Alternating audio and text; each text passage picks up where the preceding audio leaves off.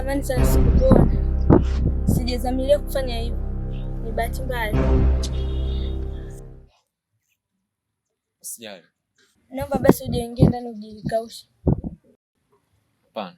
Asante. Nimechoka kupigana na moyo wangu. Mapenzi yamenifanya nione giza.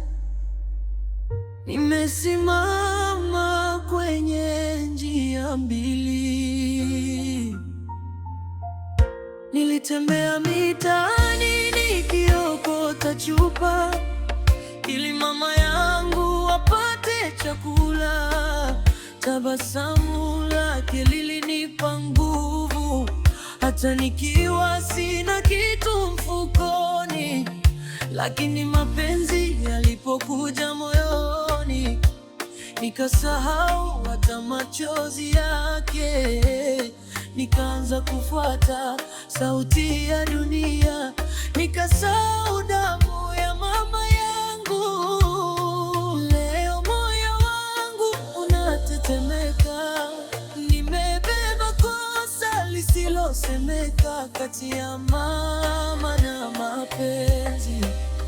Nimesimama peke yangu, nimefika chaguo la mwisho. Mama au mapenzi moyoni, machozi yananitoka kimya, nikiogopa kesho itanihukumu.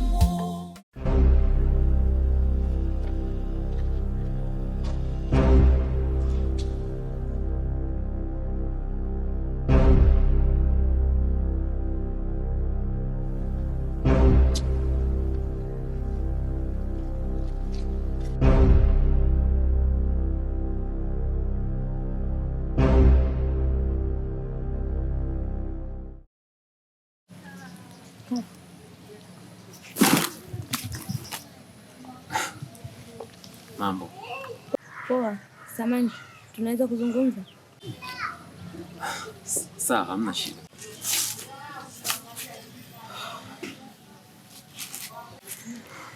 Habari yako? Poa. Zatoka siku ile. Nzuri, hamna shida. Unajua toka siku ile kila nikifikiria ile tukio moyo wangu hauna amani kabisa. Nilikuwa naomba unisamehe sana kwa ile tukio nilokufanyia. Hapana dada yangu, hata usiwaze.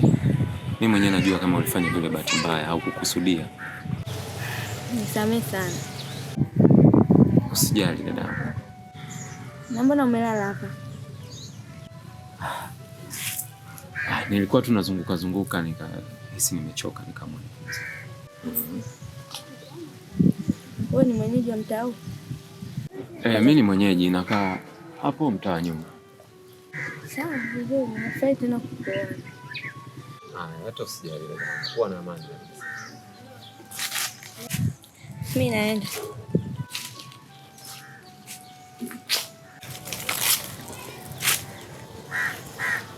Samahani, naweza kupata mawasiliano yako? Hapana. Sina simu dada yangu. Dada, labda nikupatie namba ya mamangu. Sawa, itakuwa vizuri.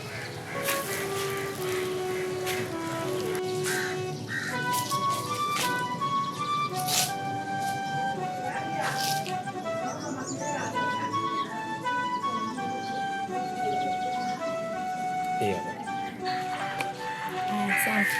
Haya, karibu.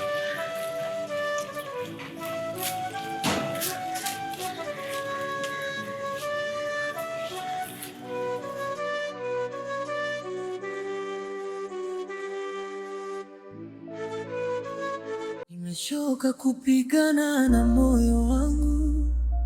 Mapenzi yamenifanya nione giza. Nimesimama kwenye njia mbili. Nilitembea mitaani nikiokota chupa ili mama yangu apate chakula. Tabasamu lake lilinipa nguvu hata nikiwa sina kitu mfukoni. Lakini mapenzi yalipokuja moyoni, nikasahau hata machozi yake. Nikaanza kufuata sauti ya dunia, nikasahau damu ya mama yangu. Leo moyo wangu unatetemeka, nimebeba kosa lisilosemeka. Kati ya mama na mapenzi, nimesimama peke yangu. Nimefika chaguo la mwisho, mama au mapenzi moyoni. Machozi yananitoka kimya.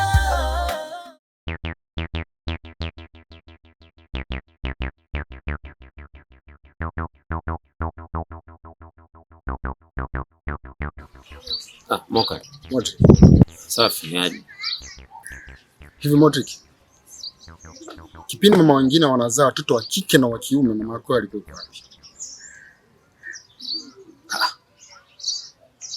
Moka, kwa nini unasema hivyo? Unajua hii tabia ambayo mdogo wangu mimi anaacha kufanya kazi zake za nyumbani kwetu, muda wote yuko kwa mama yako anamfanyia kazi kana kwamba anamlipa au mfanyakazi wake.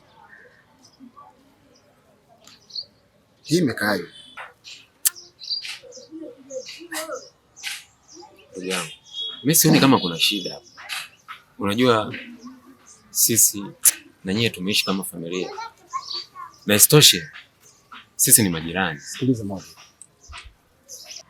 yule ni mdogo wangu mimi na sio kijakazi, sawa? Zipo kazi ambazo anatakiwa kufanya nyumbani na sio kuwafanyia kazi zenu nyinyi kama vile mnamlipa. Wewe uko busy unafanya kazi zako huko, yeye afanyie kazi nyumbani. Lakini mimi nafikiri yeye anafanya tu kwa mapenzi yake na imani yake mwenyewe. Hakuna anayemshawishi kuja pale. Nisikilize, mpaka mimi nimekufikishia hizo taarifa ni kwamba sitaki, na nimeshamwambia zaidi ya mara moja. Nimeshamwambia yeye, anazidi kurudia naye kumwambia kila siku jambo hilo moja. Kwa hiyo naomba ufikishe hizo taarifa, sitaki. Nadhani umenielewa Moto. Sitaki kabisa.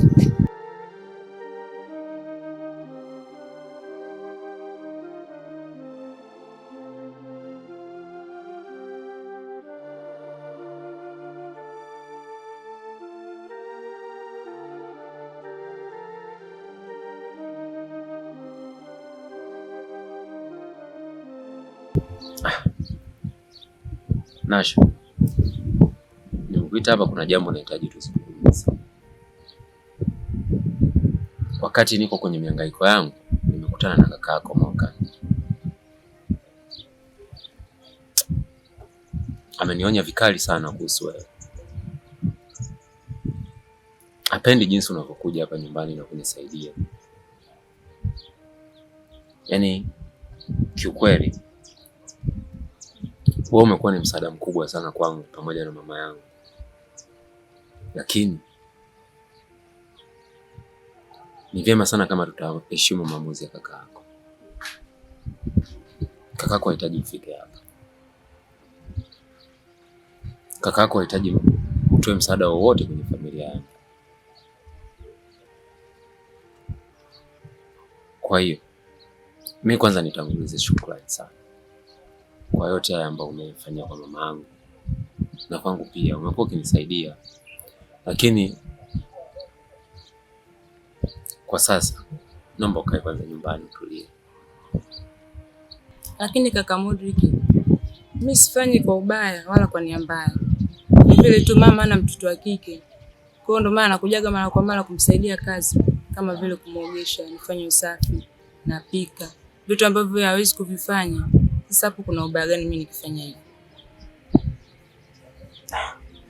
Ni kweli, naelewa. Lakini hakuna namna. Mimi yule ni mama yangu. Nitafanya chochote ambacho kinatakiwa nifanye. Kwa sababu hakuna mwingine ambaye anaweza kumfanyia yote haya isipokuwa ni mimi tu. Na najua unatupenda sana, ndio maana unafanya.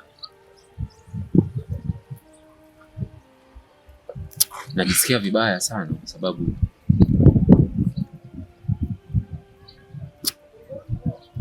umekuwa ukimpa faraja sana mamangu toka kipindi ambacho mimi niko mjini,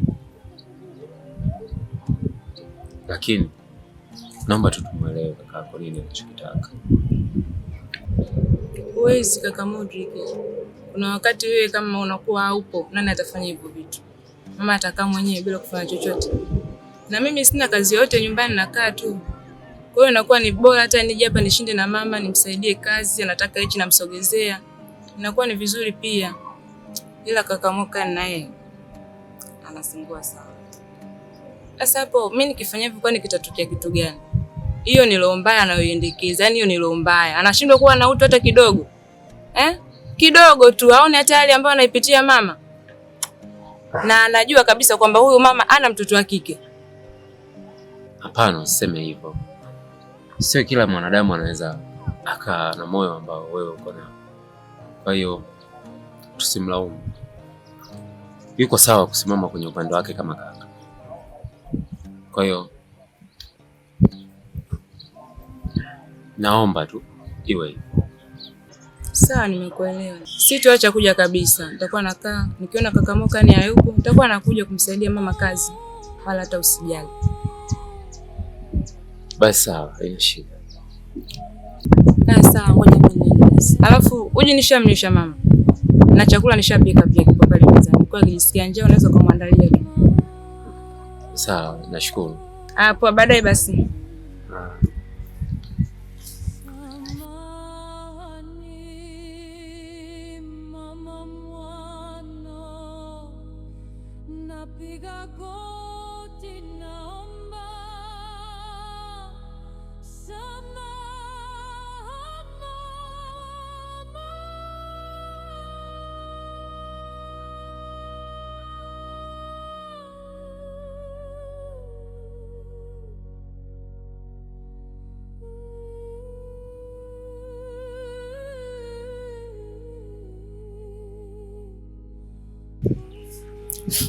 Usiseme hivyo mama. Mimi najua ni kweli napitia wakati mgumu, lakini wewe ni mama yangu. Sina namna. Ni lazima nipambane. Natamani kukuona ukitembea tena mama. Natamani nikiona furaha yako ya nyuma.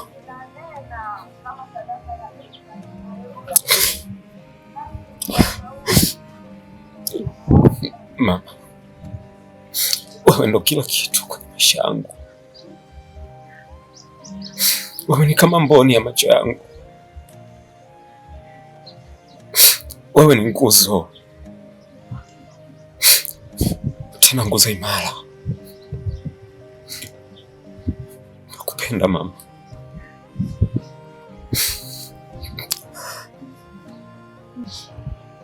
Mwanangu, sio hivyo mwanangu. Najua nakupa wakati mgumu mwanangu.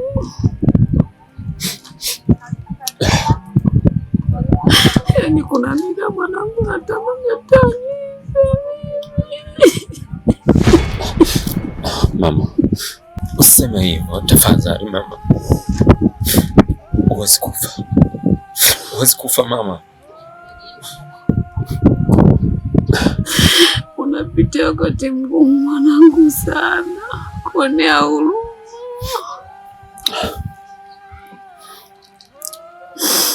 Sawa, lakini mimi ni wajibu wangu kupambana kwa ajili yako mama. Mimi naamini Mungu hajakosea. Wewe unizae mimi, aliamini kwamba umezaa kijana shupavu, mvumilivu na jasiri kwenye haya. Nakuomba usilie mama. Please usilie. Nakupenda mama. Utaka sawa, nitapambana kwa ajili yako. Asante mwanangu. Nimechoka kupigana na moyo wangu. mapenzi yamenifanya nione giza, nimesimama kwenye njia mbili.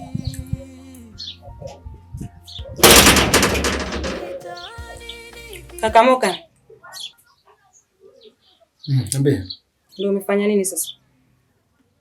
Unataka kuongelea nini? Kwa nini umefuata kaka Modric? Na nimwambie kwa mimi nisienda kuwasaidia pale.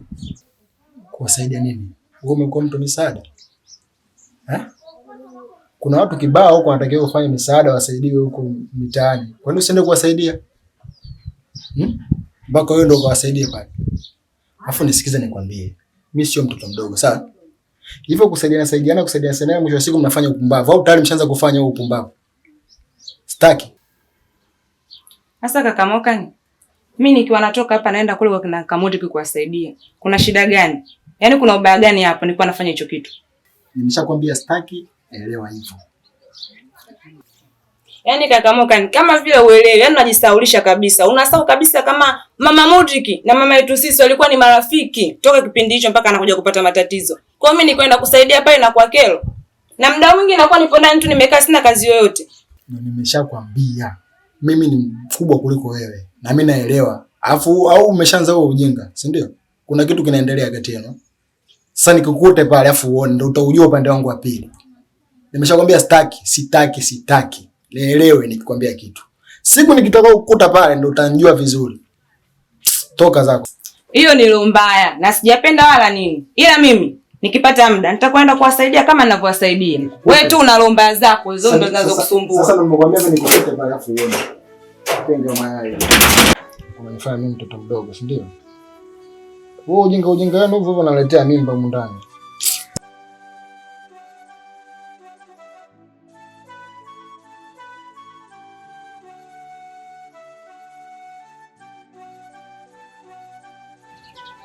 Mwanangu kwani unaitwa nani? Naitwa Latifa mama. Karibu. Asante. Vipi unaendeleaje? Sijambo. Samahani mama. Kwani unasumbuliwa na tatizo gani? Ni matatizo tu ya kidunia mwanangu. Nimejiona tu niko kwenye hali basi. Pole. Asante. Mwenyezi Mungu atakusaidia inshallah. Asante mama. Kwani mwanao yuko wapi? Ametoka kwenye mihangaiko yake. Hapo anarudi.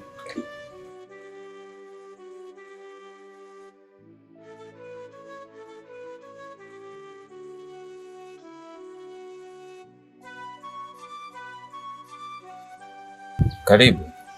Asante. Mama, unaendeleaje? Sijambo kidogo.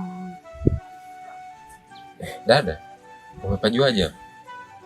Mama alinielekeza. Karibu sana. Asante. Mbona ukiniambia kama una mama mgonjwa? Hapana, ni swala la muda tu. Lakini kama unavyomuona hivyo ndo hali yake halisi. Na vipi ushaipeleka hospitali? Mimi nafikiri vitu vingine tutazungumza. Sawa. Niko ndani bwana.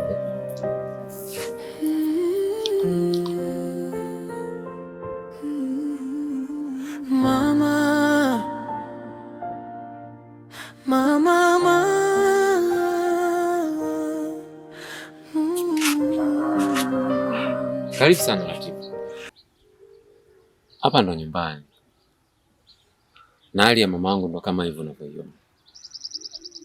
Ni wa kumtoa nje na kumrudisha ndani. Hakuna chochote anachokiweza pale.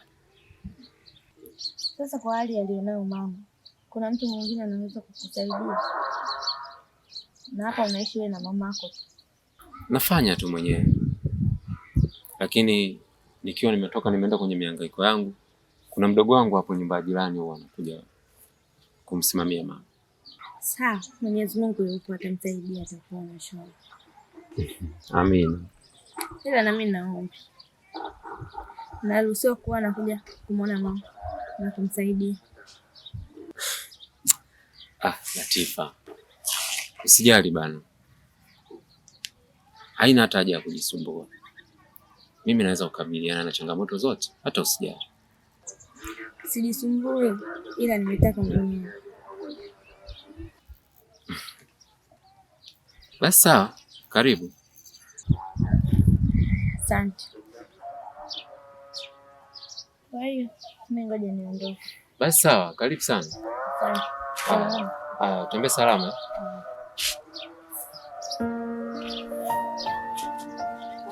Nikikumbea mema, lakini nyuma yangu ulikuwa unani. Mudrik wangu, huyu ni nani?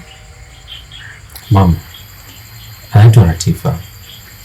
Amejitolea kuja kukusaidia kuuguza. Latifa wangu, Mungu akubariki sana.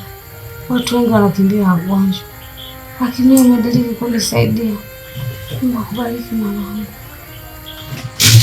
Usijali mama, na ninakuahidi sitokuacha. Mudrik wangu, nisikilize kitu kimoja. Dunia ina watu wengi wenye roho mbaya, na pia ina watu wengi wenye roho nzuri. Ni kweli mama, nalijua hilo.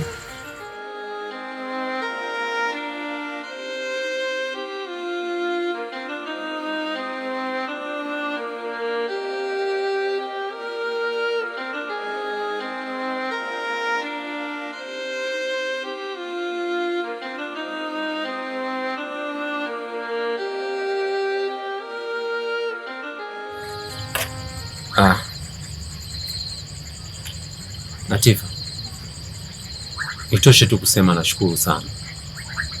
Sina hata cha kukulipa. Mimi sihitaji malipo yote Mudrik. Kwa kile ambacho unanifanyia kwangu mimi pamoja na mama yangu ni kikubwa sana. Kinastahili malipo ya gharama yoyote.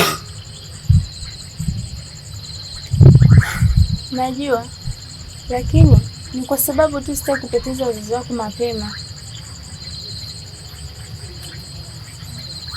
Ni sawa. Nashukuru sana kwa wema wako, kwa sababu bila wewe sijui hata ningeishi vipi na mama.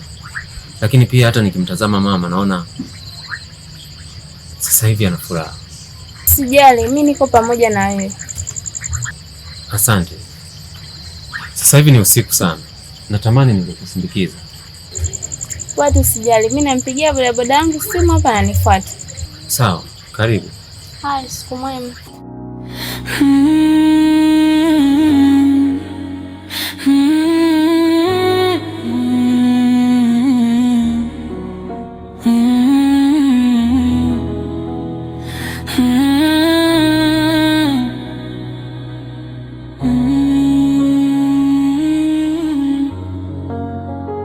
Nilizaliwa mikononi mwa mama, leo moyo wangu umejaa kisa.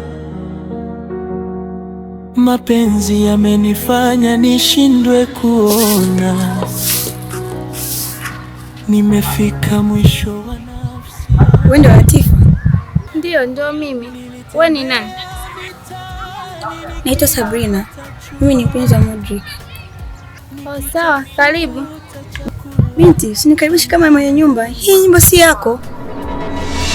Lakini mimi niko hapa tu kumsaidia mama yake Mudrik, lakini si vinginevyo. Oh, wanawake wengi huanza hivyo hivyo. Nimekuja kumsaidia Mudrik. Sasa nisikize kwa makini binti. Unifahamu sikufahamu, si ndio? Sasa ukitaka ujue upendo wangu wa pili, endelea kwa karibu na Mudrik.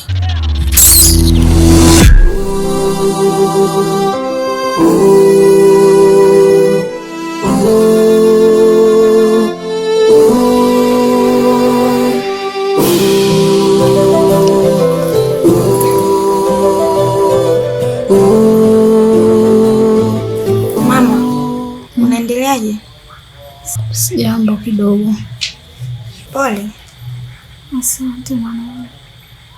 Alafu mama, huyo binti anayefagia ponti ni nani? Huyo jirani yetu hapo nyuma. Oh, jirani. Sawa. Na Modric yuko wapi? Modric ameenda kwenye mihangaiko yake. Sasa ndio muda wake wa kurudi. Lakini kama vile leo kachelewa sana. Kachelewa leo. Alafu mama, kila nikija kukuona sioni hali yako ikibadilika. Shida nini? Acha mwanangu. Mimi naomba Mungu nipone. Maana muda mrefu naumwa. Sasa kama huyo Mungu tunaombea akupone, si bora tumombe tufe.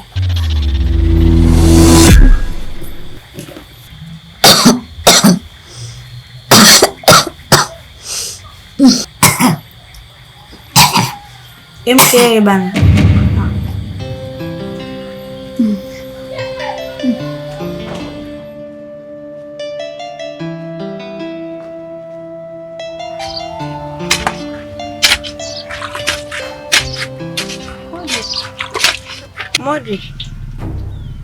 Modric. Sabrina. Upo huko? Niko natoa majani haya. Ni mama amekunywa uji? Ndio, ameshakunywa uji na sasa hivi nitakuwa nimepumzika ndani. Basi sawa. Alafu Modric, mama aliniambia kuna mdada huyu anakuja hapa kufanya usafi. Ni nani? Ni kweli. Kuna dada jirani hapo mtaa nyuma. Anaitwa Latifa. Amejitolea kumsaidia mama. Kwani mimi sitosheleze kufanya usafi ndani? Mpaka walete mwanamke mwingine? Hapana mpenzi wangu. Ni ameguswa tu. Lakini pia ukiangalia hali ya mama imemfanya aje kumsaidia. Wewe kuishi kwangu mbali ndio uingiza wanawake wengine ndani kwako, si ndio? Hivi unakusa nini kwangu? Mnashinda kunipigia simu nikaja hapa, usha kunipigia simu nikashindwa kuja hapa kumsaidia mama kazi yote huko ndani? Hapana. Sio kwa ubaya yake. Sasa nisikize kwa makini Modric. Mimi ni mpenzi wako, si ndio? Wewe uko mbali. Na yeye ni mtu ambaye yupo karibu sana. Na ananisaidia tu, hakuna kingine. Mimi ni mwanamke wako. Na kwanza sasa hivi ninaongea, sitaki kumwona tena msichana hapa hata kwa bahati mbaya. Naona kama kituo cha polisi. La sivyo tutaonana baya mimi na wewe. Lakini haji hapa kwa ubaya sasa. Sitaki kusikia chochote. Basi sawa.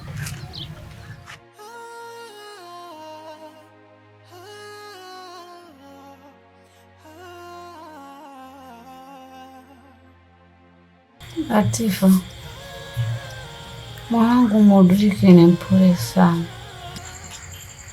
Dunia inaweza kumuumiza kirahisi. Ni pole mama, lakini usijali, mimi nitamlinda. Angalia usimuumize. Nakuahidi mama, siwezi kumuumiza. Na usijali kuhusu hilo.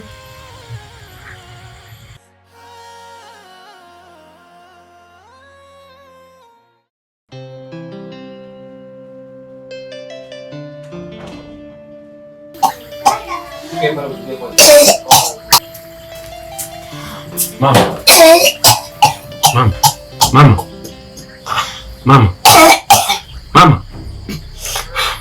Modric mwanangu. Unaendeleaje mama?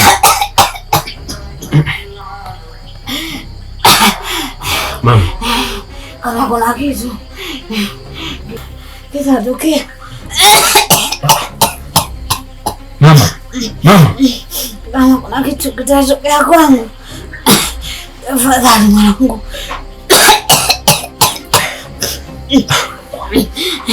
Usisahau mwanangu, nilikupenda sana. Najua useme hivyo mamangu, utakuwa sawa.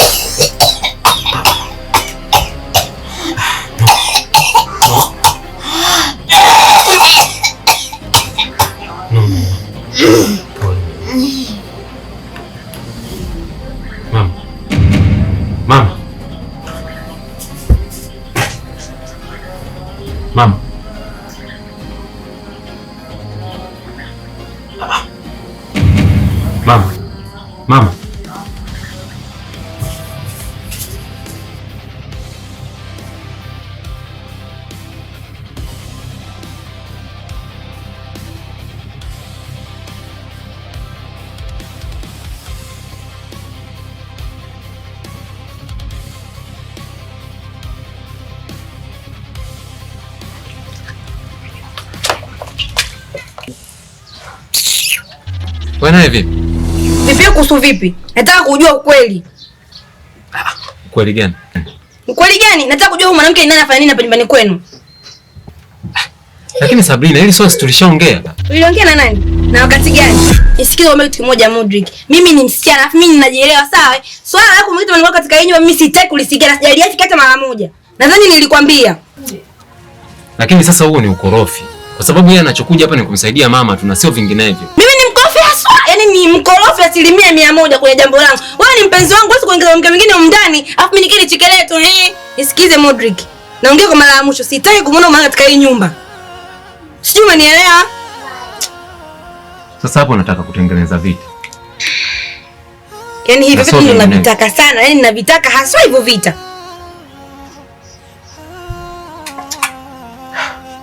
Shida yako sio muelewa. Shida yako sio muelewa kabisa. Sasa shida imekuwa yeye kuja kumsaidia mama huko ndani. Hivi Modric, mimi nikilomba siwezi kufanya huko ndani. Siwezi kufua mimi. Siwezi kumpikia mama. Ni kitu gani unataka mimi nikifanya ili umwachane na mwanamke Modric? Mimi naweza kila kitu na nakupenda, lakini kama shida ni kukusaidia, tafuta kazi tupate hela mtumlipie mama wenyewe, tumlipie hizo dawa. Kwa nini mwanamke mwingine aje kusaidia huko ndani? Mwanaizao usiokuwa na haya wewe. Nyo, tafuta hela mwanzo kakatu unaona unasaidia. Unakola lako usiokuwa unafanya mambo yako vizuri hapa. Tafuta hela wewe kwa namna yote unakaa kizembe tu hapa kaza kusaidia na mwanamke. Nyo, unataka kushinda wewe.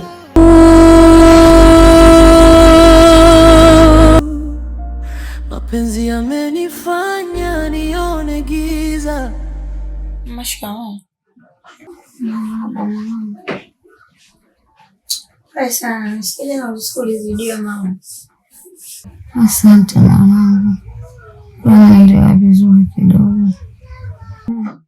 Abema. Wanagombana na mwenzio. Maisha mwanangu sio kugombana. Msipende kugombana wanangu. Mimi ndo nawategemea nyie. Nyie ndo kukaa kuniangalia. Msigombane. Natamani mkikaa na furaha.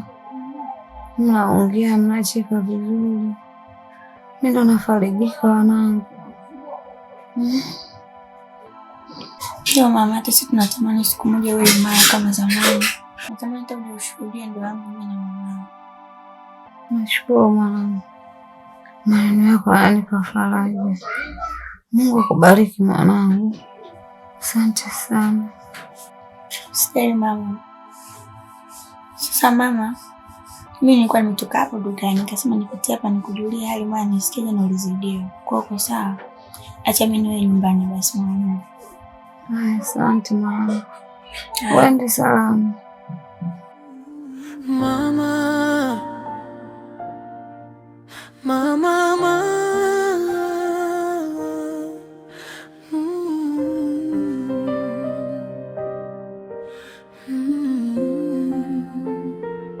Nimechoka kupigana na moyo wangu. Mapenzi yamenifanya nione giza. Nimesimama kwenye njia mbili. Nilitembea mitaani nikiogopa. Niko hapa nahesabu pesa kwa ajili ya hela ya dawa, lakini pesa yenyewe haitoshi hata kununua dawa. Usijilaumu Modric. Unafanya kile unachoweza. Na mimi naamini ipo siku tu Mungu atajibu maombi yako. Ni kweli Latifa. Lakini kuna wakati nahisi kukata tamaa kabisa. Usikate tamaa Modric. Huyu ni mama yako. Unapokata tamaa, nani atampambania? Maisha yangu yamekuwa magumu sana. Mno. Hebu tazama hii pesa. Yaani wiki karibia 3 naitafuta. Lakini mwisho wa siku pesa niliyopata hata haitoshi kununua dawa. Sijui kwa nini Mungu ananipa mitihani hii. Kwa nini asiwape watu wengine? Na kwa nini wasiwe watu wengine? Useme hivyo Modric. Wewe ndio unapitia yote, ujui mbele yako utakuwaje. Sawa. Vipi nishauri? Ndio nishamogesha. Hapa nilikuwa namalizia kupika nimpe chakula. Asante kwa muda wako. Sawa, usijali, niko pamoja na wewe.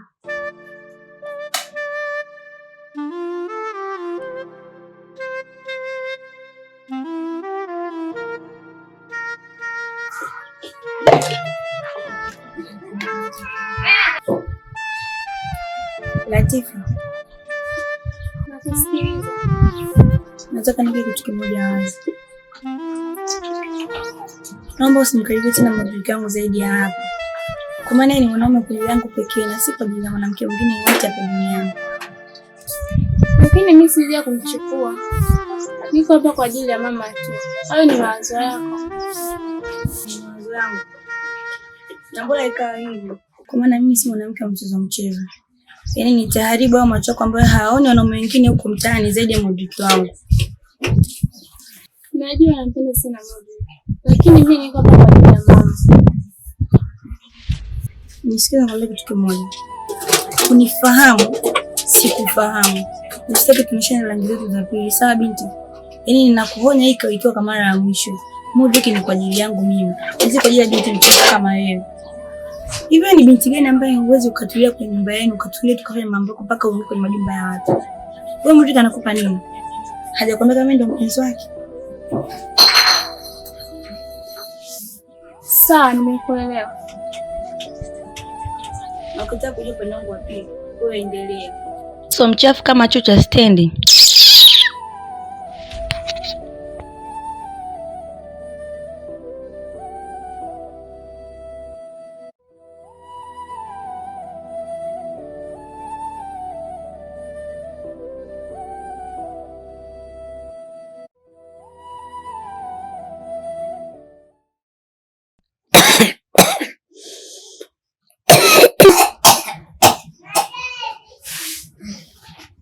Mama. Pole. Asante. Utakuwa sawa mama, usijali. Asante mwanangu. Mudrik, maisha yapo mikononi mwetu. Kila mtu ana siku yake mwanangu.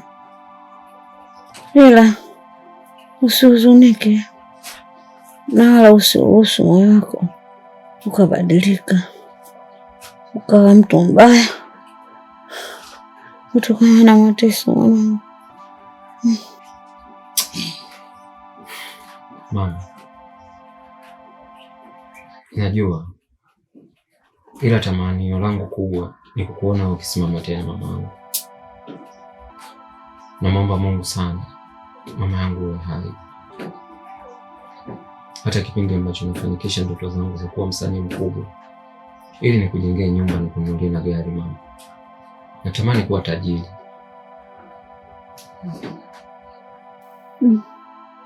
Nakuelewa mwanangu. Wewe tajiri. Tena tajiri wa roho mwanangu. Sawa mama, kuwa tajiri wa roho tu haitoshi. Pesa ndo kila kitu. Sindano imekuwa ikinichoma kwenye moyo wangu na kwenye maisha yangu kiujumla. Sina amani kabisa. Na kingine mama, jitahidi sana kuwa unakula chakula. Maana chakula ndo kitakachokupa afya. Lakini kingine unamtia moyo wa taratibu. Si unaona unapopambana kwa ajili yako. Sawa mwanangu, nitajitahidi. Nitajitahidi mwanangu. Nakuomba usikate tamaa. Mama yangu ni mgonjwa sana. Jitahidi. Sawa, usijali Mudrik. Mimi niko hapa kwa ajili ya mama. Asante kwa hiyo.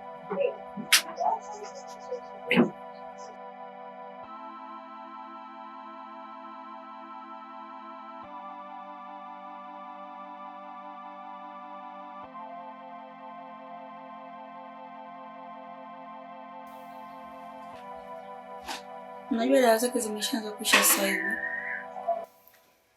Nafahamu na nimeshaanza kufanya michakato ya kupata pesa. Lakini Mudrik, Maisha si rahisi kama unavyofikiria, unajua. Najua. Sasa tuendelee kuteseka hivi mpaka lini? Ilikuwa kuna njia kibao tu za kutoka katika hili janga.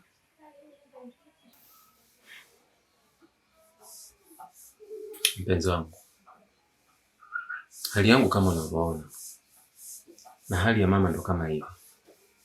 Natamani sana ningeweza kwenda hata mbali kwenda kutafuta maisha, nikatafuta hela ili niweze kumsaidia mama yangu, lakini namwachaje? Bado hujashindwa, wakati upo sana. Bado ni kijana. Hivi nadhani hao wenye pesa wamezitolea wapi? Wao unazana wamezaliwa nazo? Hapana, wanapambana kwa hali yoyote. Haishi ni kitu gani ambacho mtu atapitia lakini hadi apate pesa. Unamaanisha nifanye nini sasa? Namaanisha pambane kama mwanaume. Kuna njia nyingi za kupata pesa, sio kuokota machupa tu peke yake.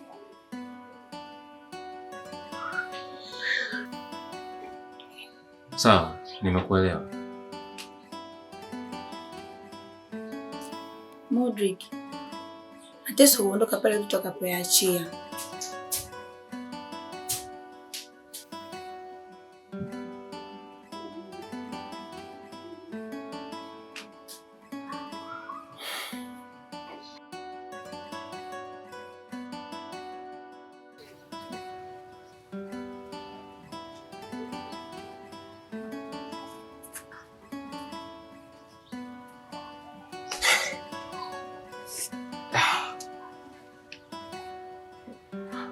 Pole kwa maneno ya Sabrina. Sijali Modric, mimi naelewa hilo. Sabrina sio mtu mbaya, ana moyo safi sana, isipokuwa ni maneno tu. Najua, lakini Sabrina mimi ananifikiria vibaya. Mimi niko hapa kwa ajili ya mama tu. Nalijua hilo. Modric, nampenda sana Sabrina.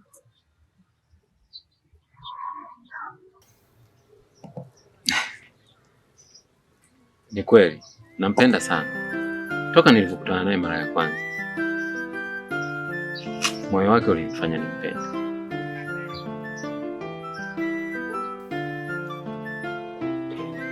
Lakini yeye ana bahati. Bahati ya nini?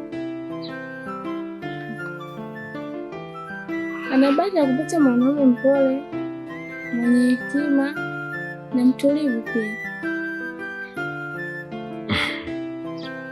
Ni kweli.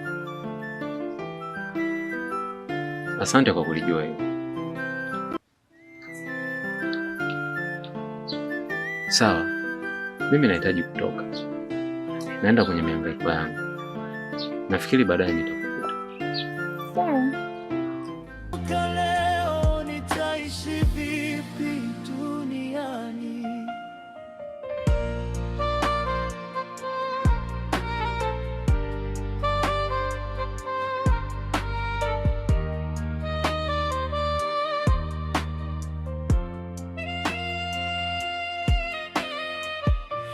Mapenzi nayo yameniumiza, niliyempenda na nivunja moyo.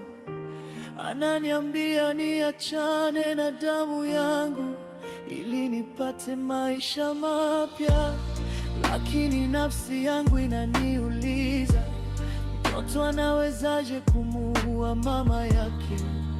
Hata kama maisha ni giza, mapenzi ya mama yawezi kufa. Maisha yamenichoma kama sindano, moyo wangu umejaa majeraha.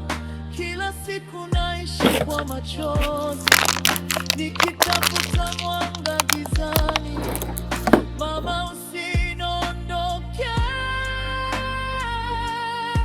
wewe ndio pumzi ya maisha yangu. Kama utaondoka leo, nitaishi vipi duniani? Kama kuna Mungu anayesikia, aone machozi yangu leo.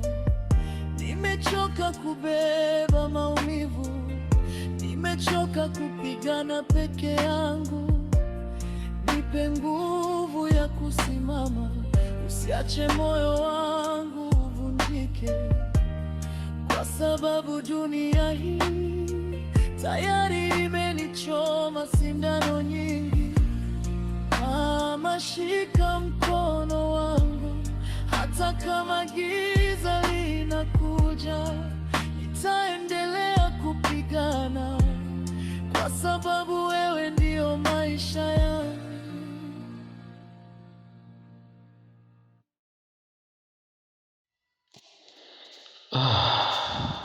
Moyo umechoka,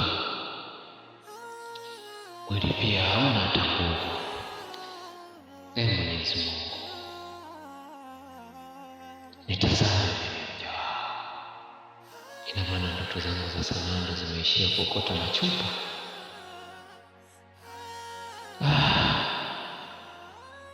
Mama yangu, natamani kuona ukinyanyuka tena, natamani kukuona ukitembea. Ninapambana kwa ajili yako. Mwenyezi Mungu, nisaidie.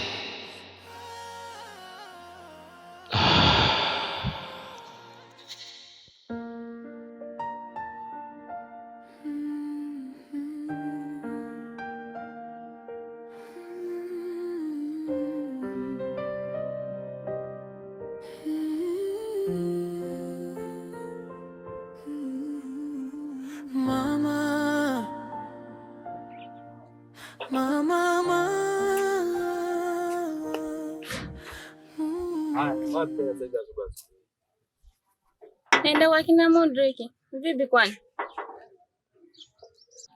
Unamudi kufanyaje asubuhi dada? Kwani kuna shida mdogo wangu? Nenda tu kumsaidia mama yake, mimi narudi. Hivi Modric sijui amekupa nini wewe? Hela yangu ya ada umempa. Hawategemea mimi shule nitaendaje bila ada?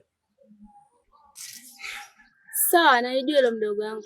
Lakini naomba univumilie hizi siku 2-3 nitakurudishia hela yako na utaenda shule.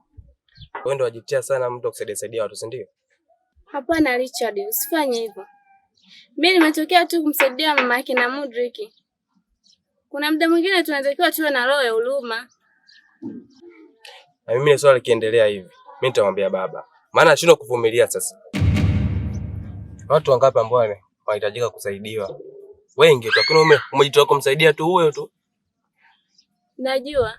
Lakini Modric ni kama kaka yangu tu. Sasa hivi unaondoka huko ndani, hata chai hamna. Mimi nitakunywa nini sasa hivi? Sawa, najua mdogo wangu mna chakula, lakini mimi naenda tu kumwangalia mgonjwa. Narudi tunajua tunakula nini. Saya nimefall in love, sina ujanja tena. Cheki. Karibu yangu Modric, sio utana naye. Anafanya mambo yangu yaendi. Wenzangu huko shule wameshaniacha kusoma mimi. Mbali nami na wewe seka. Opa sije ndo kaondoka ukauacha moyo wangu nalia. Maumivu ya mapenzi yanatesa, unaweza ukapotea kabisa. Licha ya mapenzi yangu, upendo wangu kwako. Vipi, mbona umechafuka hivyo? Ni kweli, ni majukumu tu ya kazi. Pole na kazi lakini. Asante. Kumbe umekuja? Ndio, nimefika muda sio mrefu. Sawa. Vipi, kuna chochote kitu? Hamna chochote. Okay.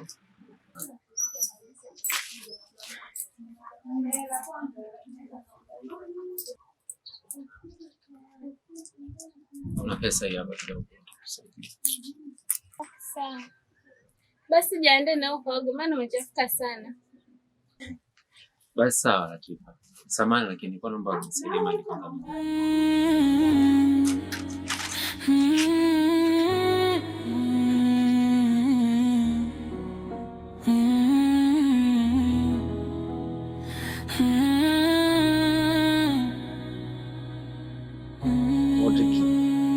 Unajua kipindi kile ambacho nakukaripia sio kwa ubaya, lakini kiukweli sisi ni wanaume. Kuna muda lazima tuongee ukweli, unajua. ukaribu wenu mimi sijafagilia kivile, kwa sababu nilijua ni kitu gani ambacho kitatokea hapo mbele. Ila Moka ni bana. Unajua mimi yule mtoto nilikuwa namchukulia kama mdogo wangu nilikuwa namchukulia kama mdogo wangu. Isitoshe sisi tumeishi kama familia. Na pia namheshimu sana bibi mkubwa wako. Lakini hata hivyo si umepata mtu mwingine wa kukusaidia. Ni kweli. Ni binti mtaa wa pili hapo. Pia naye ameamua kunisaidia. Ila una bahati sana. Kwa nini? Siku zote unapata watu wa kusaidia watoto wa kike. Unajua mama ni mwanamke. Kwa hiyo kupata mdada wa kunisaidia ni kawaida. Sidhani kama mtoto wa kiume anaweza kutokea akaniambia kwamba anahitaji kumsaidia mama. Labda pesa. Okay, sawa. Vipi mama lakini anaendelea? Kuhusu mama namshukuru Mungu. Anaendelea vizuri. Anaendelea vizuri. Mungu anasaidia. Sasa jambo la heri. Vipi leo unaenda wapi bwana? Naelekea dukani hapo. Nataka nimchukulie dawa. Ina shida. Sasa mimi nitapitia pale na kuangalia mama. Sawa. Poa.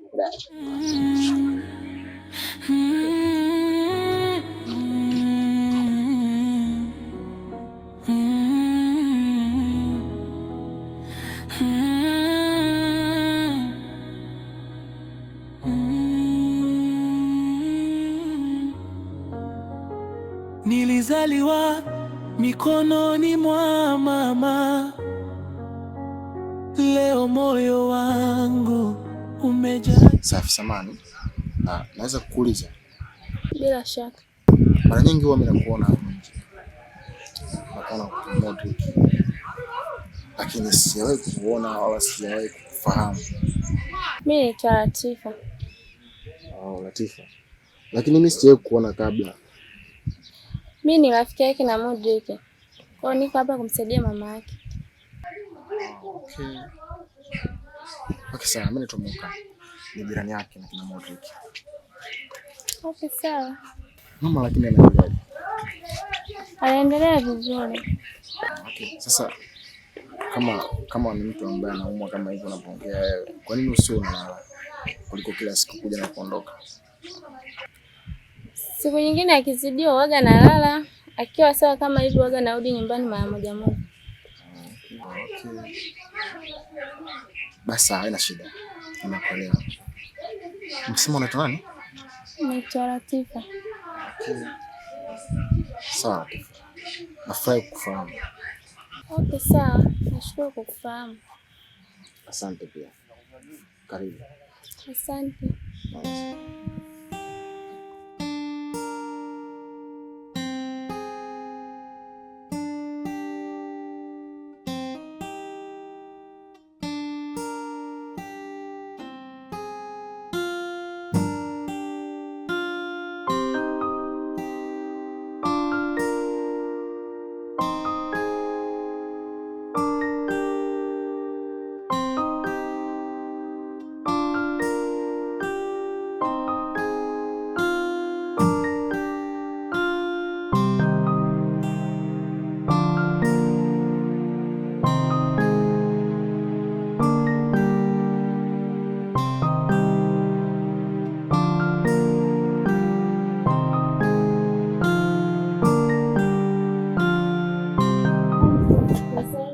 Salamu.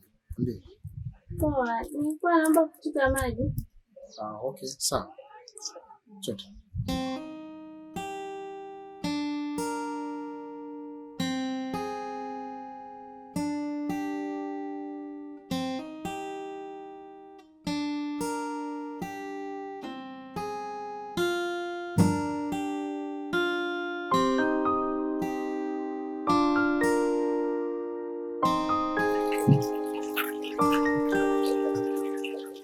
Dada.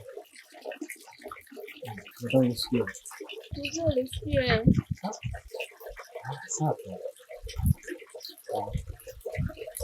Samani. Samani. Kama utojali. Bila samani. Leo ni mara pili unaniona. Lakini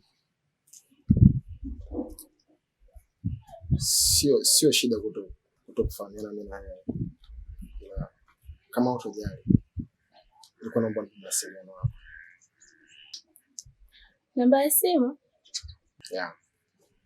Okay, sawa, nitakupatia, lakini leo sijatembea na simu afu namba yangu sijakalili kichwani. Sawa, ya shehe. Okay, sawa.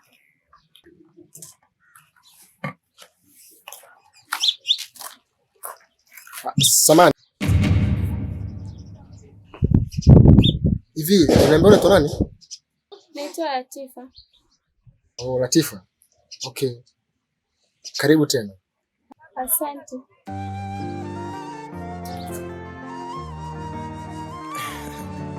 Unajua moyo ni kiungo ambacho mara nyingi kinafanya maamuzi yake binafsi. Ni ngumu sana kucontrol moyo, ni ngumu sana kufanya moyo ufanye unavyotaka wewe. That's why nimeamua kuongea nao. Moyo unanipeleka wangu kutokutamani visivyo vyangu, vingine wache walimwengu. Moyo tulizana, moyo tulizana moyo. Maisha yako lakini kila nikikaribia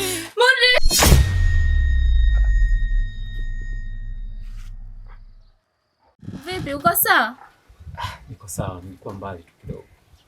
Pole kwa kukushtua. Chakula tayari. Tunalia hapa nje au tunaingia ndani? Sawa tu, acha tulie ndani.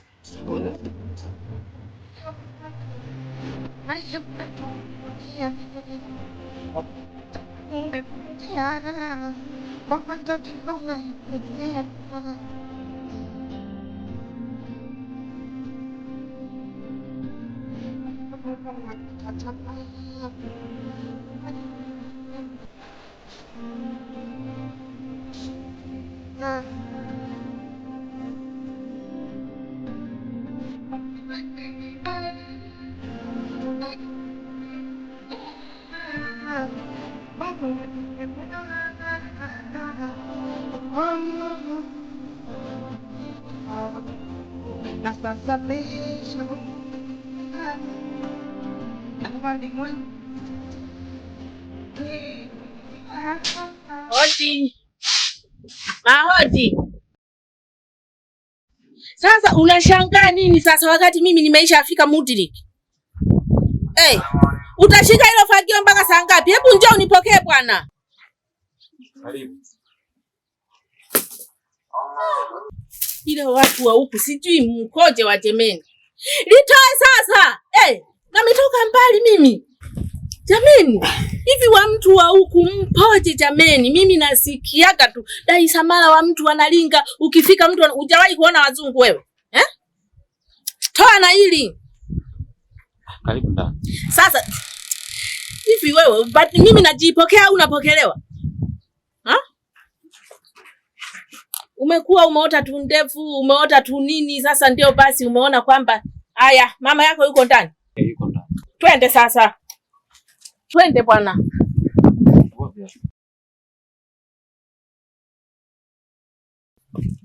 Yaani simenti yenyewe hii hamna hata kigae, tifua viatu. No. Shida kwa kweli. Mami hayo naye. Yaani utakuja kufa bure. Wakwine wokota otote vile obe. Hivi kwa nini dada usimwambie tu mtoto ukweli nini kinachoendelea? Utakuja kufa hapa. Mambo yatakuwa mengine. Yaani kwa kweli. Mamdogo. Aha. Mudiriki. Ukweli gani? Si nalikuwa najaribu kuwa. Mimi huwa nawaza huku naongea. Nawaza mambo ya nyuma. Ulikuwa hapa karibu? Hapana, nilikuwa kisimani. Kisimani. Tuko. Sawa. Naona uko na mgonjwa. Najaribu pia kuongea hapa na mgonjwa, labda atajaribu kuzungumza. Mamdogo huyo ni hivyo tu. Haongei yani, mara chache sana kuongea. Sawa. Sawa, mimi natoka kidogo. Unatoka? Hamna shida. Kuna binti anaitwa Latifa akija hapa, kwa hiyo usishangae sana. Anakuaga anakuja kumsaidia mama. Kumsaidia? Lakini sasa asijali, mimi sinipo, nimeishafika, nitafanya tu. Ni kweli shangazi, hamna shida, mtasaidiana. Nani shangazi hapo? Huwa una tatizo la kusahau. Hapana, sio shangazi yangu alishakufa muda mrefu. Wewe unasema tu mama mdogo. Wewe nawe. Sawa. Basi mimi natoka mama. Unasema ulikuwa tu hapa karibu? Nilikuwa sio mbali sana. Aha. Baadaye. Haya Mudiriki. Yaani sasa hivi ndio unasema ulikuwa ndio unafika Sawa.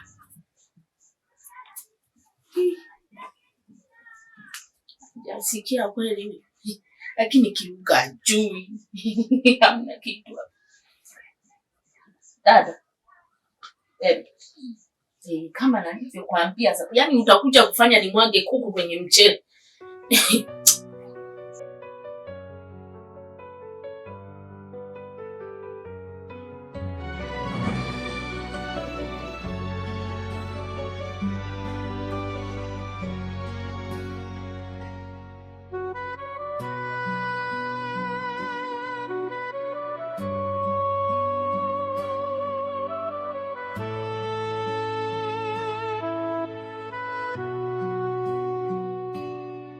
Nilikuona ukiwa peke yako, macho yako yamejaa huzuni, ulibeba dunia mabegani,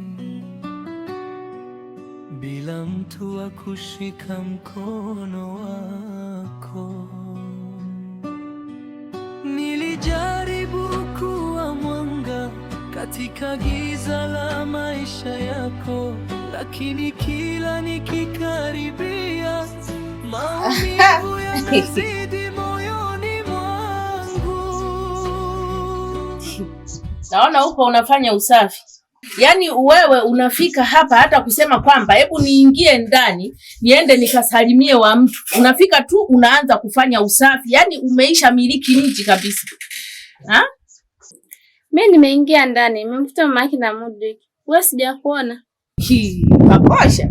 Yaani uingie humu ndani, ukute mimi simo na mimi nimo humu ndani.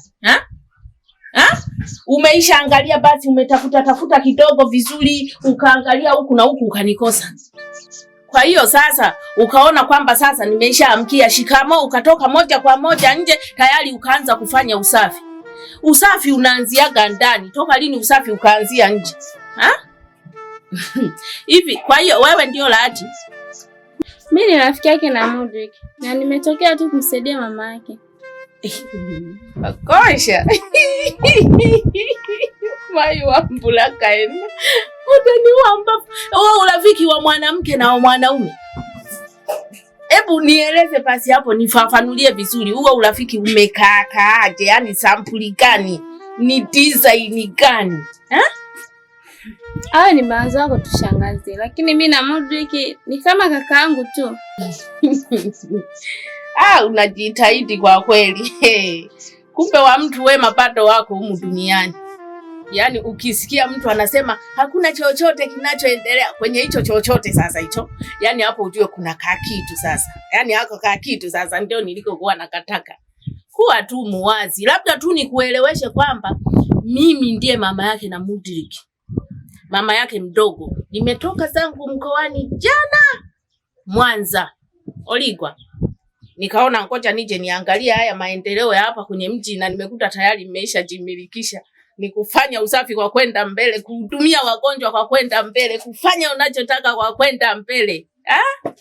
Wewe binti unajua kulala na watu mbele. Lakini hiyo haina shida. Mayo nene. Mtu anajua kupeti wa mtu. Ukitaka cha ufunguni, shariti umwe na panya. Hiyo nameiona kabisa. Sasa wewe kuwa na amani, ondoa shaka, endelea tu.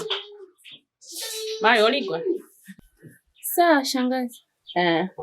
Kuwa na amani.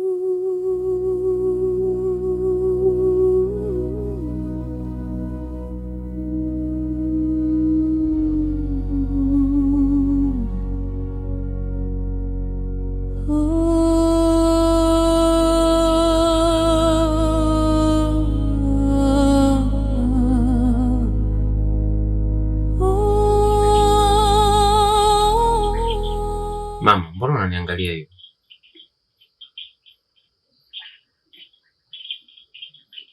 Halafu mbona sasa hivi hata chakula huli, dawa haunywi? Nini shida? Na kinachonichanganya, hali yako mbona inakuwa inabadilika bila hata kuelewa shida ni nini? Kuna wakati unakuwa mzima kama hivi, unafumbua macho, unaongea, na kuna wakati hali yako inakuwa mbaya sana.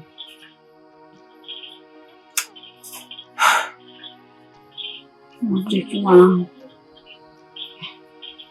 ninachoka kumeza tu dawa. Nahisi mpaka dawa zinaumiza. Lakini mama, unajua dawa ndo uzima wako. Sasa usipokunywa dawa unategemea utapona vipi? Nakuelewa. Lakini unajua mwanangu, yote napitia kwa sababu ya nateseka, nakubali kuumia kwa sababu yako mwanangu. Sitaki kuishi maisha magumu ya kuhangaika. Kwa ajili yangu kivipi mama? Hamna mwanangu. Ndio kama hivyo nilivyokuambia, sitaki uteseke. Ndio maana napata shida kwa sababu yako mwanangu. Mama, hebu niweke wazi kama kuna kitu ambacho kinaendelea na mimi nijue. Shida ni nini? Hamna kitu mwanangu. Hamna kitu chochote. Niombe tu mwanangu nikae sawa. Mimi nateseka mwanangu. Nikubali nibeba mizigo yote. Kwa sababu yako mwanangu, kwa sababu nakupenda. Nakupenda pia mama. Nakuombea sana ili uweze kupona. Kwa sababu unajua wewe ndo kila kitu kwangu. Wewe ndo mshauri wangu. Najisikia vibaya sana unapokuwa kitandani hapo kila wakati.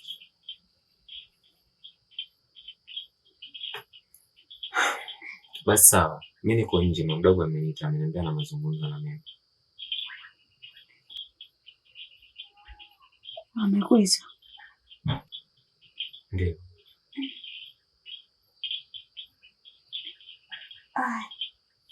Nakuja.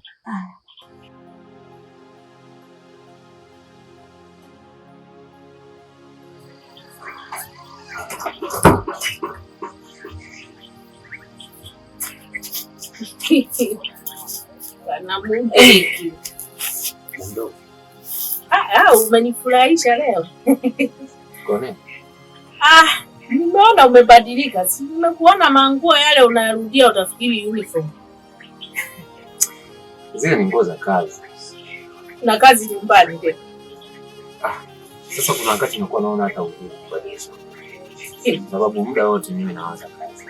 Uje uoe bwana sasa. Hizo mambo za kuona uvivu sitakuja kuisha. Muda ukifika nitaoa. Tutanganyane. Kwani yule binti anayekuja hapa ni nani yako sasa? Binti gani Latifa? Huyo Lati. Yule ni rafiki yangu. Kama nilivyokuambia jana. Huwa anakuja kukusaidia kazi zake na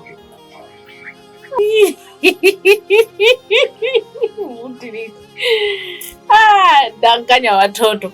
Sasa wewe kweli urafiki wa mwanamke na mwanaume na mnavyoendana hivyo, kwa kweli ulichagua. Hongera. Hapana, yule ni rafiki yangu kama nilivyokuambia. Huwa anakuja tu kutusaidia kwa kazi za nyumbani basi. Wewe unachoogopa ni nini sasa? Mbona wewe ni mkubwa tu kabisa, haya mambo wewe unaficha. Unasoma shule? Au labda kuna mtu atachukua kiboko akutandike. Wewe acha kufanya hivi. Nini na nini? Wewe ndevu zote hizo baba. Wewe oa tu, usifichane hapa. Lakini mamdogo. Mimi kama angekuwa mwanamke wangu. Na hata mama angejua hilo, lakini hata mama vitu. Ila sawa, ila kwa kweli kanajituma. Yaani nilivyokuwa humo ndani nimejipanza kenyewe akajaniona. Kanafanya usafi nasikia tu paka. Yaani ni furugu. Yaani kwa kazi anachapa. Na alivyotoka nje huko na kausikia maji yanamiminika nywele kumbe kanakamua dekio kalikuwa kanafanya deki hapa. Kwa kweli umechagua kapiga kazi japokuwa kana hii nini hii wanaita hii komo. Mamdogo bwana. Ni kweli. Watu wenye komwe wana akili nyingi zimekaa mbele. Yaani wataka kwenda kwenye ubulangata huku ni pleni. Inakaa mbele. Yule atakuwa na wewe chukua kitu mwanangu. Ni kweli mama, kale kanafanya sana kazi kama unavyokaona. Ndio. Sasa Mudiriki, mimi sijakuitia hicho tu hapa nimekaa nimekusubiri. Alitaka nikuulize hivi huyu mama yako anasumbuliwa na nini hasa wewe unavyoona? Mama tulivyompeleka hospitali mara ya kwanza. Walisema kwamba anasumbuliwa na ugonjwa wa moyo. Moyo. Lakini kinachonishangaza, moyo kweli unaweza kumfanya mtu asiwe anaongea hata kuongea? Kumbe wewe ujui. Yaani hakuna kitu kinapiga kazi kama moyo.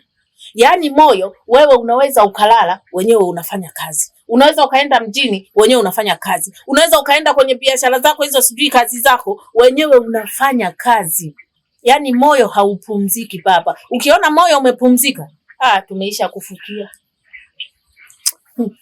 Hii hali inaniumiza sana. Na hali yangu kama unavyoiona mama. Yaani hapa hata hela za dawa nilisaidiwa na huyo binti Latifa. Lati. Kana moyo. Ndio maana nakwambia hivi vikomo hivi vina akili mno.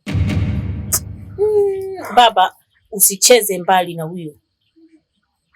Sawa? Sawa, lakini mimi tayari na mchumba wangu. Mchumba?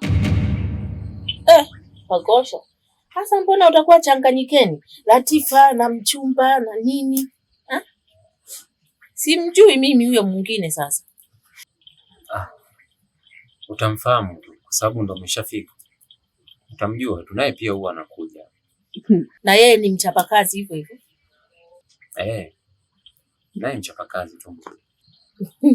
Pakosha. Ngoja ninyamaze mimi. Sawa.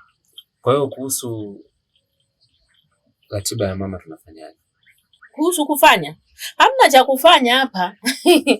Hamna cha kufanya. Mimi nitahangaika. Mambo ya hospitali sijui nini. Wewe ungetulia kwanza ukapumzika. Mimi nitaangalia mwenyewe. Unajua hata mambo ya ushauri yanasaidia. Unaweza ukashangaa mtu anapata nafuu tu kwa ajili ya vijineno tu vya kumuimbisha. Kwa baba.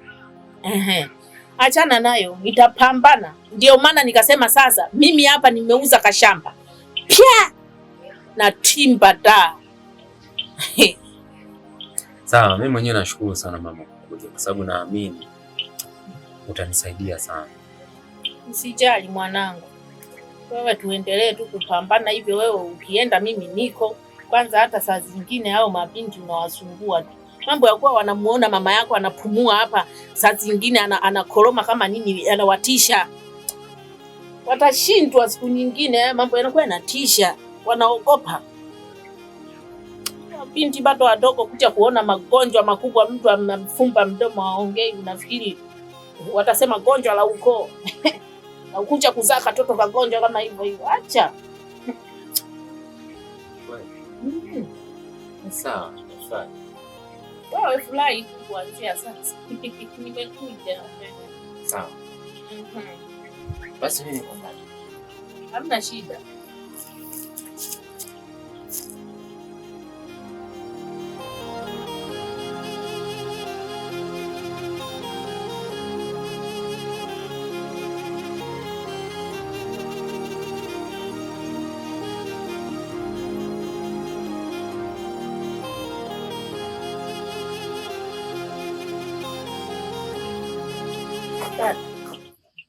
Unajisikiaje kwa sasa? Bado. Huko ni kusumbuana sasa. Umesema pale nje kuna kahewa kazuri usiku. Haya nitoe labda nitapata nafuu. Kumbe mambo ni yale yale. Una dada. Unanichomesha mafuta wewe. Toka nimefika hapa mimi ninazungumza, yanaingilia huku yanatokea huku. Lengo lako sasa mpaka muti likiaje anifume, nazungumza haya mambo. Tunaenda tunajirudia. Sikiliza. Na unisikilize kwa makini. Wewe fanya kitu kimoja. Oligwa. Toa hiyo mikoba mpe mwanao. La sivyo utakufa hapa, utakuzika. Unajua neno kufa wewe? Unajua kufa? Utakufa, tunakuzika. Lakini wewe ukitoa vile vitu, ukaamua kumpa mtoto, wewe unaweza kuwa samala na mwenyewe akawa samala salama kabisa. Oligwa.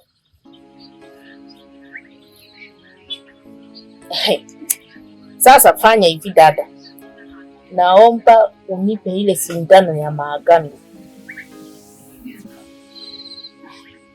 Sindano? Unajifanya ujui?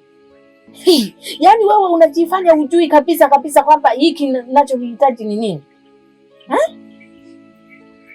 Dada, wewe sindano ya nini? Sindano mimi ya nini? Wakosha.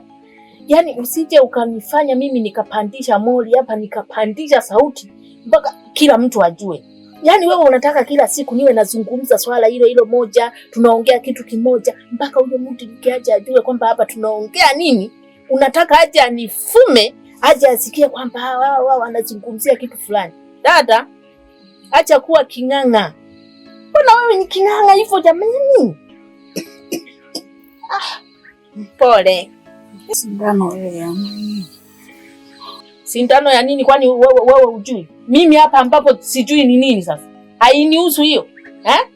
Kwa hiyo mimi hapa nilipo sasa mimi ni makopo, Mimi ni maji hapa, mimi ni hivi unataka kunifanya nini ambacho mimi hakinihusu sasa?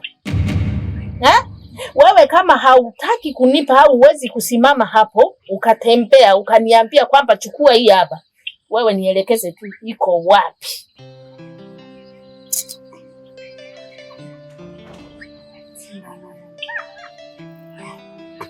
Wewe unataka kufa eti? Utakoa mno mwaka huu. Yaani hali watu hawajihurumii kwa kweli. Maumivu yote hayo unayoyapata, umelala tu siku zote, au unapenda kuona watu wanavyotembea kukuletea vyakula, kukuwekea mdomoni, kuleta na nini? Mtoto wako sasa hivi mpaka ameisha anza kuwa na mwanamke sijui wa 4, sijui wa 5, wanapishana hapa. Unaona raha sana au ndio unawakusanya sasa taratibu? Wewe fanya hivyo dada, nikupembeleze niongelee wapi? Mdomoni unaona hapatoshi, Kweli sikio la kufariki huwa alisikii dawa.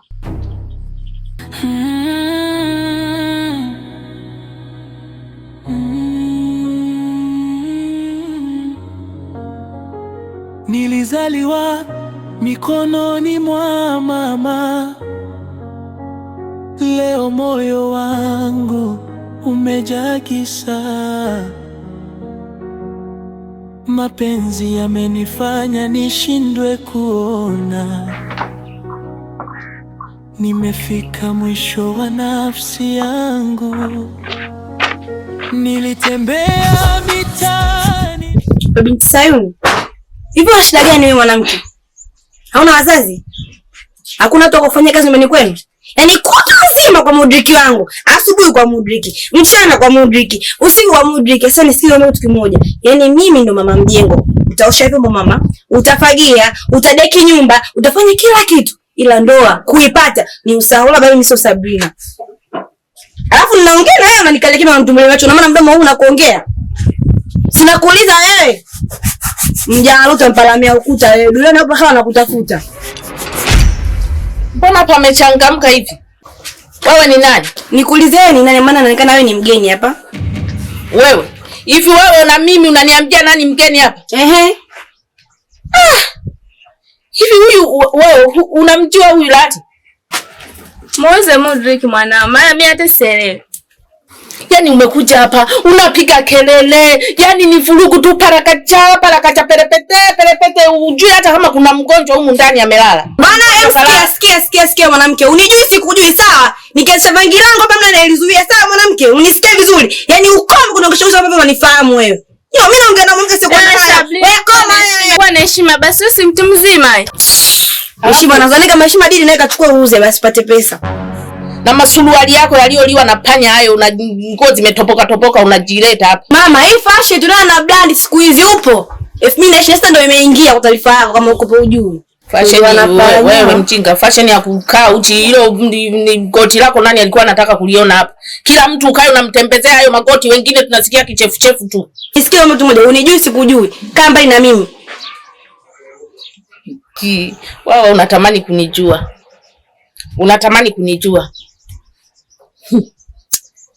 Hakosha.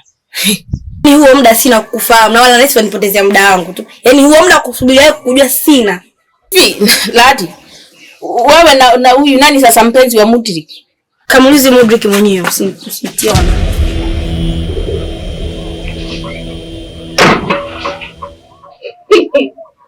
Pia anatamani kunifahamu. Yaani anatamani kunijua. Hivi sasa wewe ni mwanamke wa Mudrik? Ndio mshangazi. Yaani amekanyaga nyoka mkia. Hanijui nitakachomfanya huyu. Sasa na wewe umeanza kuchampwa hapa, umetulia tu kimya uongei. Wewe unaongea, utakuja kutolewa damu. Ngoja. Mmoja naye angalia na anaje kutembea nao.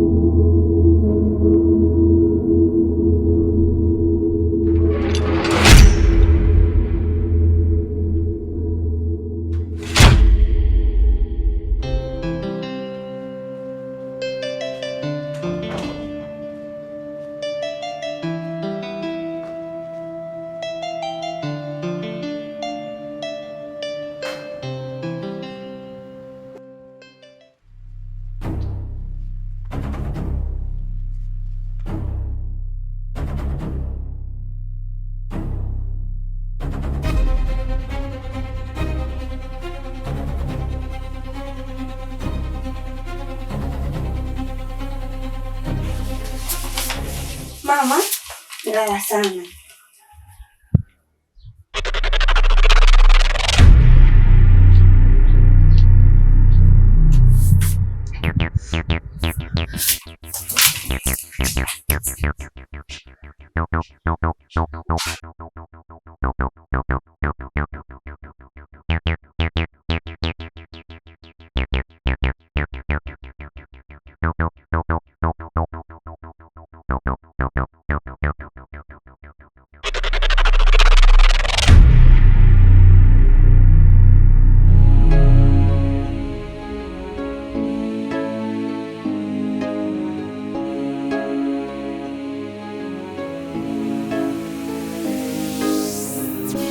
Kweli ni aibu, mwisho wa ubaya ndio nokwenda kutokea.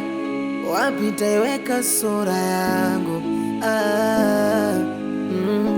Ninayo majibu ya yote haya, sina haja kungojea, ila inanisuta roho yangu.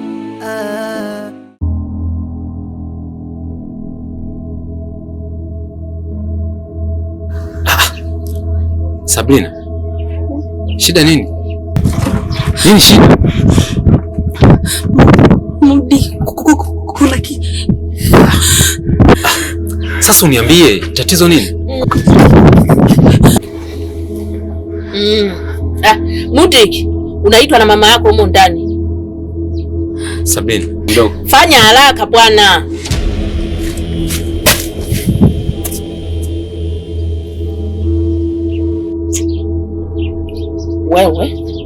Wewe ulikuwa unataka kulopoka manini?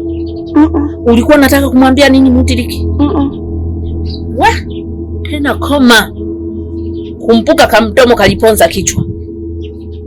Sasa ole wako nije nisikie eti umenyanyua kamdomo ukamwambia Mudrik niliona kitu fulani. Nitakufunga hako kamdomo na nitakulaza kabisa. Haya, toka. Sitaki kukuona tena. Bafush.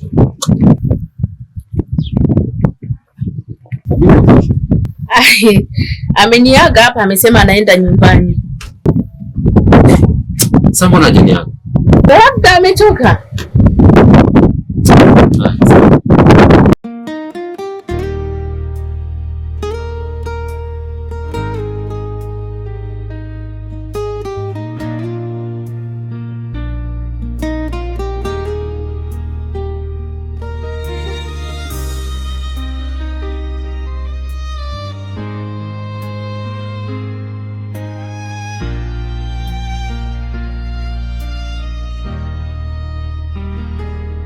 Nilizaliwa bila bahati, maisha yamenichoma taratibu. Mtaa ndio shule yangu, chupa ndizo riziki yangu. Mama yangu kitandani analia. Kwa kweli unanifurahisha sana. Yaani mara hii tu umeisha maliza usafi kila kitu. Usijali mama mdogo. Kwa kweli unajituma. Yaani sikutegemea kama huko ndani utapiga usafi. Yaani kwa jinsi tulipokuwa tumepanga yamekaa hovyo hovyo. Nikasema sasa hii kabati, hii nini? Umeweza kwa kweli. Amependeza, lakini hii si naona kama huwa wanageuza hivi.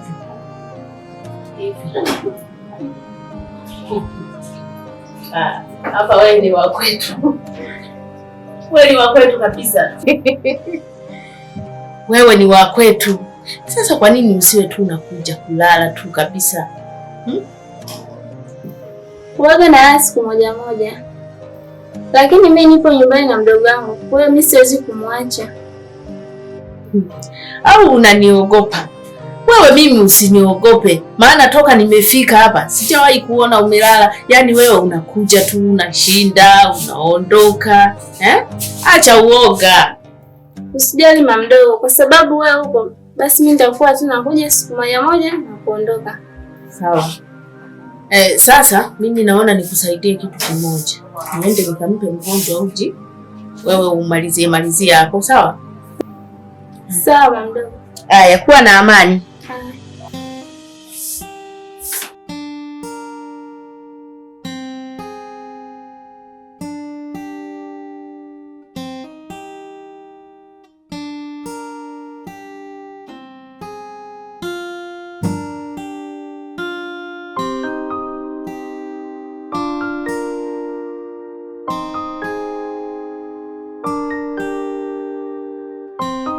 Kalunde mdogo wangu, mbona nataka kurudisha mambo tena nyuma? Nyuma gani? Nyuma ipi hiyo? Yaani wewe ndio unayetaka kurudisha haya mambo nyuma.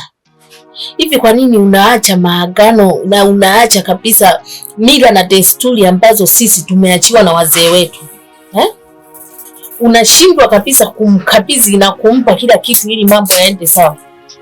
Unatafuta kufa?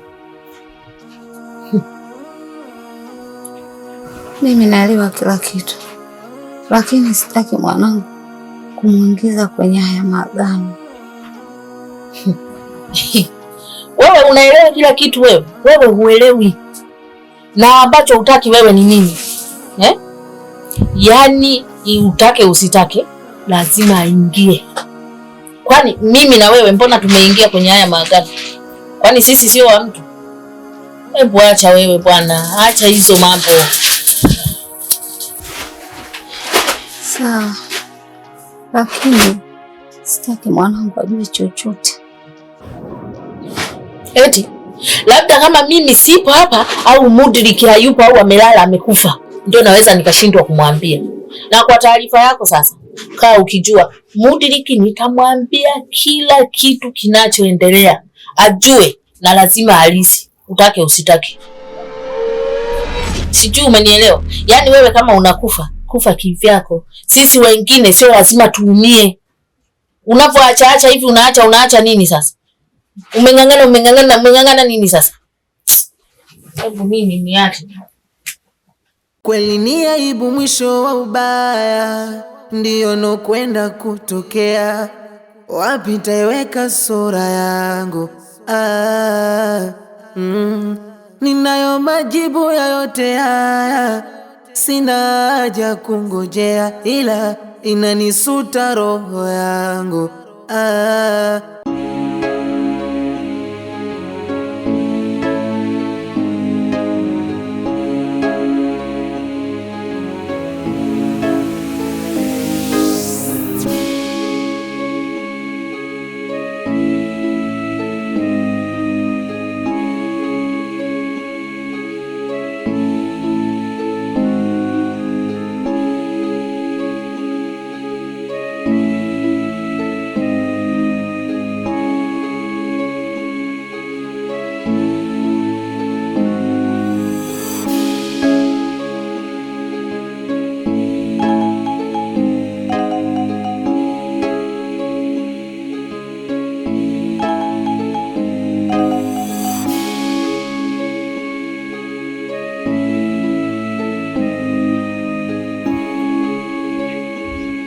Hello.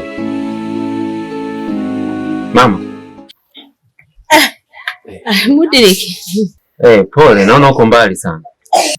Sasa mimi uko mbali naenda kutafuta nini? Mimi mbona nipo tu hapa? Hapana, namaanisha kimawazo. Kwa kweli mawazo hayawezi kukosa. Nafikiria jinsi gani mwanangu anapoumwa, anapohangaika, anateseka. Lazima yawepo tu. Sawa. Ni kweli mimi nishazoea mzima. Mambo. Mimi natoka. Nafikiri baadaye. Nikajua leo utakuwepo tu hapa nyumbani. Hapana, nilikuwa tunajisikia vibaya, lakini sasa hivi kidogo naona kama nimekaa sawa. Kwa hiyo niende kwenye mihangaiko. Sawa, ila Mudrik, hivi yule binti mweusi yule kama nani Kamongo, hivi ndio umechagua mchumba eti? Nani, Sabrina? Mbona anaonekana kabisa hana maadili Jua mdogo, hapa ni mjini, sio kama huko kwenu mkoani. Kwa hiyo mabinti wako wamechangamka sana. Yaani hapo Mudrik ndio unaponishangaza kabisa. Yaani sijawahi kukuona na marafiki wa kiume. Yaani angalau hata rafiki mmoja akaja hapa akaja kusema ngoja nikamuone mama yake, ngoja niangalie namsaidia nini. Hata rafiki mmoja tu wa kiume akasema ngoja niende nikamwangalie mama yake, nije nimsaidie hiki wala hiki. Ni marafiki wa kike tu. Sasa marafiki wenyewe tena wa binti wadogo hao. Utawazoea tu, maana ndo watu wangu wa karibu. Kwa utaishi nao taratibu, utawazoea. Ila sasa yule mweusi huyo kama lami huyo, yani amenitoka kabisa. Yani hana adabu, mdomoni mzima kama nini. Anaongea pelekeche yani bora hata kale keupe yako kanani kalati. Penyewe kakija hapa kanajishughulisha, kana heshima. Sasa ukatumwa kabisa kwamba leo naenda kumsalimia wa ndugu zangu huko Mwanza. Unakuja na huyo.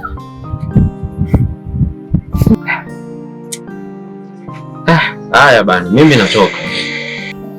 Haya, haina shida. Sawa. Shughuli njema.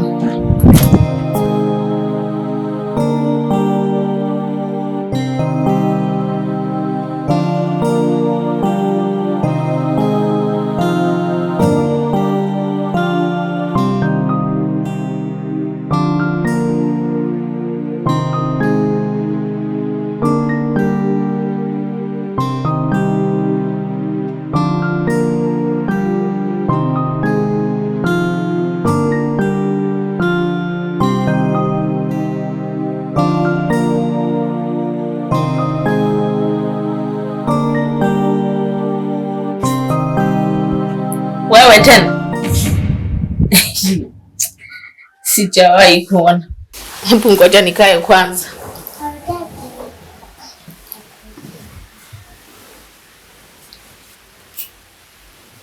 Wewe binti. Hivi wewe mbona ni king'anga sana? Leo msijigombi kabisa, mambo uniache. Kwa hiyo aliyekwambia anataka kugombana na wewe ni nani? Unanijibu mimi nitajua mwenyewe eti? Ha? Unanijibu mimi nitajua mwenyewe. Milo sina muda kabisa kuongea na mtu. Umbavu kabisa. Yaani wewe leo ungekuwa ujisikii kuongea na mtu, si ungeenda polini huko ukaenda kuzungumza na wanyama? Eta ujinga tu hapa. Ngangania, utafikiri mshipa wa nani? Mwanamke mimi sogovi na wewe. Nimekaa zangu hapa peke yangu, sikujibu vibaya, sijakurusha vibaya, sijakutukana, nimekaa zangu hapa, nimefuata Mudrik tu na sio vinginevyo. Tena hapo kwa Mudrik. Umekusa penyewe. Yaani nikija nikasikia kwamba kimekuleta kwa Mudrik, kwamba uje useme kile ulichokiona mule. Utaona upande wangu wa 4. Yaani mimi muda unga mambo hata sina.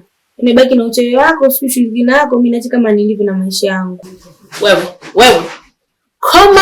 Ukome na ukomae kabisa. Unatamka maneno gani hayo? Yaani unanitamkia mimi maneno ya ushirikina, sijui uchawi, unanitamkia mimi hayo maneno? Wewe chunga, koma kabisa kama ulivyokoma kwenye ziwa la mama yako. Wana kimdomo na hako kamdomo kama bandama. Unanikela sana. Yaani unaniuzi sana. Sasa mimi nimefanya nini jamani? Si nimekaa hapo mwenyewe peke yangu. Mimi nimekuongesha vibaya. Wewe sio ndio umchukuza mwenyewe. No, na faidi sana hiyo kwenye chikiji, si ndio? Basi baki mwenyewe hapa.